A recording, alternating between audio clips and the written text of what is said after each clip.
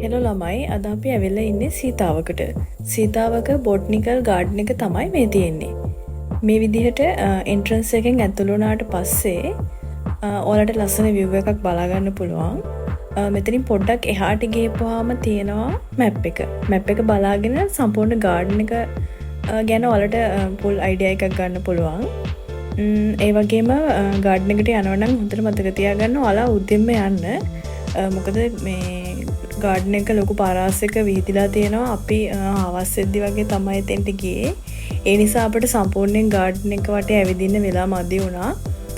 හවස 6 වගේ වෙද්දි ගාඩන් එක මේ වහනවා. ඒ නිසා ඔයාලා යනවා නම් උදෙන්ම යන්න ළමයි.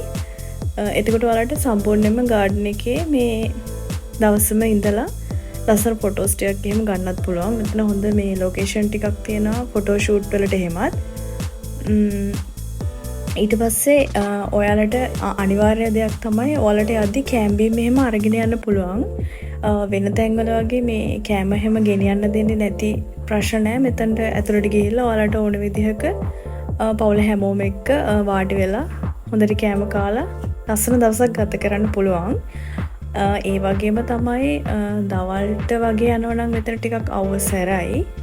ඔයාලා උදෙන්ම ගියා නම් ඔයාලට හොඳට මේ ගාඩන් එකේ ෆොටෝස් එහෙම අරගෙන ලස්සනට එන්ජොයි කරන්න පුළුවන් හැමෝම එක්ක. අපි හවස ගිහපු නිසා අපිට මේ ගාඩන් එකේ උඩ කොටසට යන්න බැරි වුණා. මොකද මේ හවස් වෙච්ච නිසා. හැබැයි උඩත් මේ ලස්සන රෝස් වගාවක් එහෙම තියනවා කියලා මේ අපිට පස්සේ දැනගන්න ලැබුණා. ඒ නිසා ඔයාලා උදෙන්ම යන්න. මෙතන ප්‍රී ෂූට් වලට එහෙම හොඳයි ළමයි. ලස්සන ලොකේෂන්ස් ටිකක් තියෙනවා. ෆොටෝස් එහෙම ගන්න පුළුවන්. ඒ වගේම ඔයාලට යාළුවෝ එක්ක පවුලේ අය එක්ක වගේ ගිහිල්ලා කෑම අරගෙන ගිහින් මෙතන කැන්ටින් එකකුත් තියෙනවා ළමයි. කැන්ටින් එකෙන් කෑම එහෙම අරගෙන කන්න පුළුවන්. ඊට පස්සේ හංස බෝට්ටු සවාරියක් වගේ යන්න පුළුවන්. මෙතන එන්ට්‍රන්ස් එකට අපෙන් ගත්තා රුපියල් 250ක් වගේ ගාණක්. ඒ වගේ පොඩි මුදලකට තමයි මේකේ ටිකට් තියෙන්නේ. ඒ නිසා එහෙම ලොකුවට මුදල් වියදම් වෙන්නෙත් නැහැ. තැනත් හරිම ලස්සනයි, නිස්කලංකයි. ලොකුවට මේ සෙනගක් හිටින්නෙත් නැහැ ළමයි. මොකද මේ ගොඩක් අය දන්නේ නැහැ මෙතන. මේ අවට ගොඩක් තියෙනවා. ඔයාලට මේ නාන්න වගේ යනවා නම් දියඇලි ගොඩක් තියෙනවා. අපි නම් නාන්න ගියේ නැහැ. ඔයාලට නාන්නත් එක්ක වගේ රෙඩි වෙලා යන්න පුළුවන්. එතකොට ගාඩන් එකේ දවසම එන්ජොයි කරලා හවසට එහෙම දියඇලි වලින් නාන්න එහෙමත් පුළුවන්. ඒ වගේම පවුල හැමෝටම මෙතන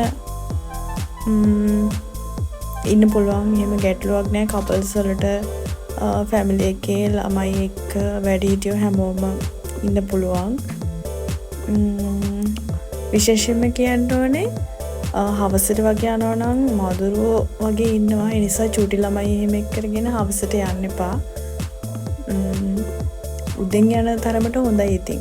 මොකද එතකොට ඔයාලට නිදහසේ ඇවිදලා 6 වගේ වෙද්දී මෙතන වහනවා. 6ට එළියට එන්න පුළුවන්. ඊට පස්සේ ලස්සන මාළු හිටියා. ලොකු මාළු ඉන්නවා. හරිම ලස්සනයි. හැබැයි මෙතන ගහලා තියෙනවා මාළුන්ට එහෙම කැම දෙන්න එපා කියලා. සමහර අය නම් දෙනවා දැක්කා. ඒත් මේ එහෙම මාළුන්ට කැම දෙන්න එපා කියලා ගහලා තිබ්බ ළමයි. ඉතින් ඔයාලත් ගිහින් බලන්න කොහොමද කියලා. ලස්සන තැනක්.